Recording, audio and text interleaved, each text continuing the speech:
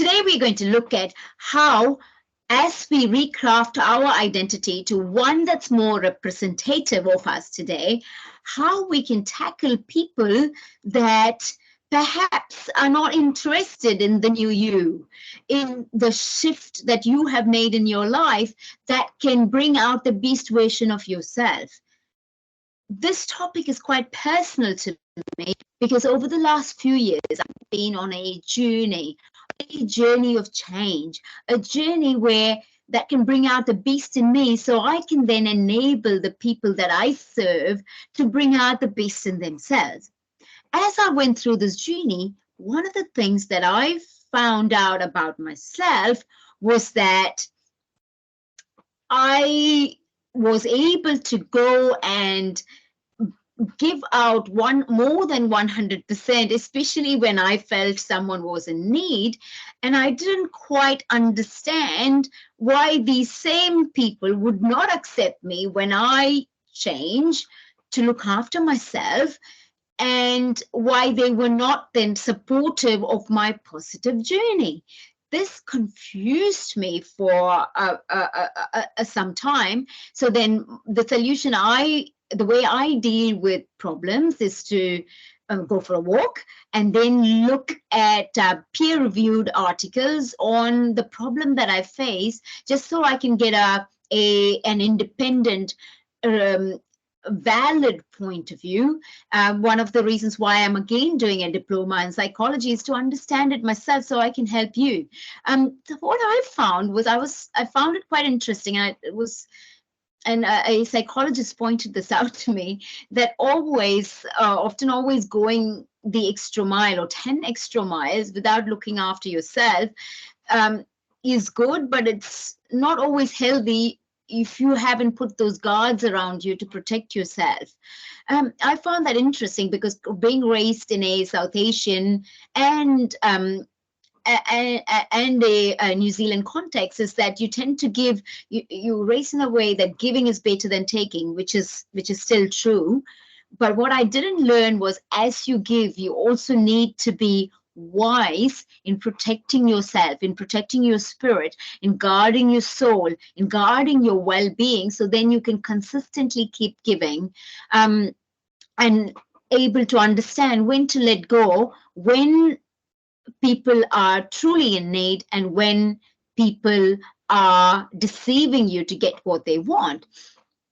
I'm just going to give you tidbits. So now I don't know what your problem is, because each of our issues are different. We can talk about it one-on-one, but one of I'm going to give you a few key ways you can go and do your own research on the problems that you face and the solutions that you could find for yourself if you're not in a position to speak to somebody else, a psychologist, a mentor like me, a sociologist, or somebody that helps people. If you're not able to do that, while that would be ideal, because I always find bouncing ideas of people that I trust helps me grow. But if you're not able to do that, these are some of the things that you can do. Firstly, of course, look on the internet for reliable sources. When you look on the internet, it's always important to make sure that your sources are reliable. We live in a time when people can say anything whenever they want and make it seem very valid just because they sound very polished. Just because somebody sounds polished does not mean that everything they say is factual. You live in a world where people just look at their truths, and their truths are their truths, and that's valid, but they may not apply to you. So here are some ways you can do it. Look at YouTube, but look at the source. Or you could do what I do. I'm going to try and share my screen so you can get an understanding of how I do my search when I want to do it. One of the first ways I go about doing things whenever I've got a problem is I go and look at my academic research. So for instance, a psychologist had said to me, have you realized that perhaps you're falling into the traps of a narcissist or people that have got are working through various issues themselves, you then go and help them thinking you're helping them, but you're actually not. You're just being used by them. I didn't think I was, but then I went and did my research. So one of the first things I do is look through academic work so I can get a sense of it. And then I might also, if I need to find more, check out some videos. I do go to YouTube. And then what I do when I do go to YouTube is I look for sources that I can be trusted based on their background. So I go and see, are these people reliable? What do they know about these topics? And can I trust them? And to be honest, I'll be honest with you, while reading academic work is perhaps not for everybody, or even reading big books with lots of words is not for everybody. And as I was doing this research, I wish I'd known about this doctor before. So I'm gonna talk about her because I just found her yesterday in my last minute research, and I couldn't stop listening to her, and I probably will listen more. So it's really good to know that you don't know everything, and when somebody else is who's more knowledgeable on the topic, listen to them and write down. So yesterday when I was looking at this YouTube channel, which I will share to you shortly, I started taking notes, and then I started thinking, well, who is this person? What is her qualification? Can I trust her? And things that she's a psychologist. She talks a lot about narcissistic relationships, and a lot of what she said was, it just resonated with me. It made sense. And I took down notes, and then I said, well, what can I learn from what she's saying? How can I better myself based on what she's saying? And then I take down notes in my notepad. And then I write it down, and I write down, in this case, I'll give you an example. Someone that I was helping said to me, oh, I had said to them, I'd given them some suggestions on how they can be prudent with their money, and also not just today, but futuristic thinking based on something that would affect them and would affect me as well. But they took it as I said, I'm going to suggest this to you. And then their first response back to me was, oh, you must be a narcissist for saying this, and you're gaslighting me. And I thought, wow. The first thing I do, though, when someone says something about me, I always say, oh my gosh, am I actually all these things that this person is talking about? These people are good people, perhaps going through difficult times. And but then what I do is I write down, then I go and do my research, and I go and look, for example, what exactly is gaslighting? And then I look at the situation, that particular example, and then I say, in this situation, could these were the actions I took, these were the words I said, and could all that be translated to gaslighting? And in that situation, I don't believe so. I was giving them, even used words like, I would say, have you considered ABC, because I suggest DCE is perhaps better than F, G, and J. So, and then when I looked at the theories around gaslighting, it didn't fit. So then I know in my heart that just because people come up with angry words doesn't make them bad people. They are probably going through a tough time, But then for me to validate myself, I go and write it down for proof. So, because we all need to change. If there was something in me that was putting people, that was gaslighting, as this person said, then I should change myself, right? Because it's not, I go with the philosophy that I need to be, the Jessica of today needs to be better than the Jessica of yesterday, and the Jessica of today is worse than the Jessica of tomorrow. And so I say, how can I better my life every day? And that's what I teach my children too. So I do this exercise, because before I started doing that exercise, I used to feel like, oh, maybe I'm this, maybe I'm that. And then I've got this weakness. I just go and, I don't know, after speaking or reading about all these psychology tests, I'm thinking, why did I do some of the things I did? Like going and helping people that I know in hindsight were just using me. I just can't seem to help myself. So that's something that I'm working on, you know. But there might be areas that you're working on, both good and bad. My suggestion is to write it down and then look at reliable sources. And when they are reliable, like I shared I shared the screen with you about Dr. Ramani, which I wish I'd discovered her prior to yesterday. I actually found her work quite useful, really. So there might be things or people that you follow that have knowledge in certain areas more than you. So go and look for those sources and listen to it, write it down. When you write it down, things become clear.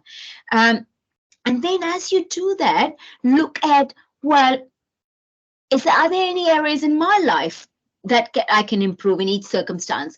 So I'm being honest with you, being true and raw and honest with you, which is not necessarily easy for me being an introvert.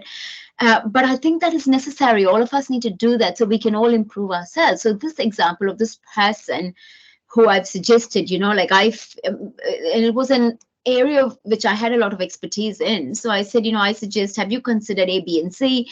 I would suggest D, C, and F. And then this person came back with this angry response. I then thought, I stood back and I thought, well, why are they saying what they're saying? Could there be some truth in it? And now I know in hindsight that I wasn't gaslighting them, because it wasn't a lie. I wasn't personalizing them as the person being good or bad. I was explaining about a scenario that if they made these choices, that could be better for them. I know in my heart, it came from a heart of, I don't want them to make decisions that can affect their well-being, especially financially in the future in this context. But then I thought to myself, well, how can I get better through this example?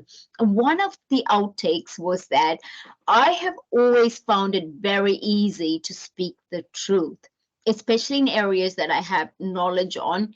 If I don't have an area of expertise, like, for example, I don't know anything about IT, and my brother, for example, is an IT expert. So I basically say, I'm sorry, I have got no idea about IT. If you want to know anything about, I know how to spell the word computer, but that's about it. You must speak to my brother. Or I don't have any idea about engineering, and my husband does. So I would say to them, go and speak to him. I'm the wrong person to speak to. But in other areas where I have expertise, I'm happy to speak the truth. And then I thought, maybe could I perhaps speak this truth with more love, more consideration? Like in this situation, I hadn't realized that this person was obviously going through a very tough time. And then I didn't realize that. I thought I was helping this person when because they had given me permission to help them. And then I just said this. So I gave them this feedback. Then I thought to myself, well, maybe I don't know the state of mind every day. Should I be more aware? Should I read the room every day, take a deep breath every day, and be more considered about my response before I give it to them? So that was a learning that I did. So in each scenario, as you reinvent your personality, your identity, I mean, your personality is what it is. You can't change that, but all our personalities are fantastic, and it can be used for the greatest of good or the worst, darkest place. So why not become the best versions of who we can be? And in so doing, you can craft a place in the world that's beneficial, not just for you, but your family, your community, and the world. So as you do that, I encourage you to look at situations, write it down. Well, are all these things that these people throwing at me valid? If it's not valid, just let it go. And even if it's not totally valid, and there might be some learnings that you can have from that, write it down. I'll give you another example. Like, I don't like it when, and none of us would, when people say something and they mean something else. And especially I go into some rooms with people, and I can feel it. I can feel that spirit of negativity, that feel of, it's just the sense. And I just didn't know how to articulate it until I learned psychology. And now I will present that in a different video, but now I know it. So when I'm in these circumstances and I feel that the trust is not there, I I am working on ways, on solutions to manage and navigate those situations. Because someone said to me, oh, just walk away from this person, it's not worth it. But it's not easy to walk away from every person. So for example, we live in a community. I interact with people every day, and I can't walk away from everybody. And we're not an island, so we need to navigate relationships that we need to. But also, I've learned it's okay to set boundaries when you realize someone is going through a difficult time, someone is going through a tough time. Maybe give them the space and guard your soul, guard your spirit, so you can retain the relationships and also retain your self-esteem and dignity.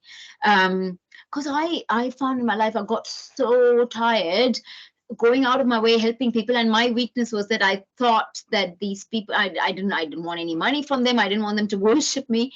But a little bit of thank you would have been nice, or if not a thank you, at least not throwing stones back when they're in a better place would have been nice in some circumstances. And I never used to understand it, but now that I do, now that I know my boundaries, I'm able to help people in a more efficient way. Another way I used to help, I always give away things for free, not things and services for free. And then when a coach told me, look, you have mastered, you must have studied academically for 10, 15 years, based on your 10-year degree leading to a doctorate, and then courses in psychology and other things.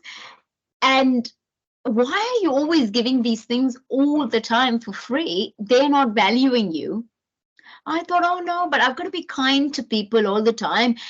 And people need a help. But then I found, no, people, yes, some people genuinely need help. And what I do now is I volunteer for organizations that are already set up to help people, social services, in a structured, efficient way. Or I would also do it privately. I coach people and I mentor people privately that I know are in genuine need, not those that just want to get a freebie. And because when you give a freebie all the time, it never, ever gets appreciated. For example, I've written a book, and then someone said, I really need it, give it to me for free. I'd given away past books for free, and people don't value it. But now I say, well, that's fine, but if you can't afford to pay for it, you would need to give a donation for it, just so you can value your time and value my time I put in it. And that is the hardest thing I'd ever done. I'm not used to saying no, especially when it comes to service. But that's a lesson I'm learning. Now, I'm not sure what it is that you're learning. How can you create that balance as you shift your identity to one that you want to be? The way I deal with it, I've told you before, look at academic work, look at reliable people on YouTube, look at reliable psychologists and counselors if you need to, or mentors and coaches, and value their time as much as you value yours. And respect yourself and think you're worth it. This is me. This is whom I'm going to be from here on in. And these are the strategies I'm going to put in place. As you do that, also remember that you don't need to be perfect. I fall into this trap. I'm always like, yeah, I'm going to help people, but I'm going to do it with dignity, and I'm going to have my boundaries. And we're walking along, and then someone would come and say, I need my help. I can't help it. I just dive right in. And you know what? And that's okay, because many times those people do need help, but other times I just feel so disillusioned and tired because I felt that they've just used me, basically. So that's a journey. But now, instead of beating myself up, I get up, learn, get better. So whatever area of life that you're navigating, it might be, I was coaching someone, I was talking to someone the other day who felt their problem was anger. And so they felt bad now that they're working through it, that when they lose it. And so again, the same advice I gave them is Write down your purpose. Why do you not want to be angry? Why do you want this new identity? How will this new identity look like? Picture yourself on how your new self would look like and take it one step at a time. No one, human beings are never perfect this side of paradise. One, we need to accept that in other people. So give leeway to their misgivings, and as long as it doesn't hurt you, and and emotionally or physically, but give them and also for yourself, trust yourself that you're not perfect and that it's okay to be not perfect. So today we've looked at shifting identities, and as you shift your identities, how can you navigate through people that are not quite acceptant of that new you, the new Jessica, the new human that you want to be? How can you set boundaries? Where are the resources that you can go to? How can you trust reliable sources on the internet? Because there are quite a lot of unreliable sources. Whatever it is, write it down. Write down a list of things. If you're put in a scenario and you're confused, go for a walk, calm down, have a cup of tea, and write it down. What happened? What did you say? How did you feel? What did they accuse you of? Is it valid? How do you know it's valid? How do you not know it's not valid? Be honest with yourself. And through all of this, how can you become a better version of who you can be? Now, post in comments. I'd love to. This is an absolutely new YouTube channel, and it's very daunting for an introvert that sits and writes to be talking to people. But write it down. I mean, send me a note if you don't want to post it publicly in comments.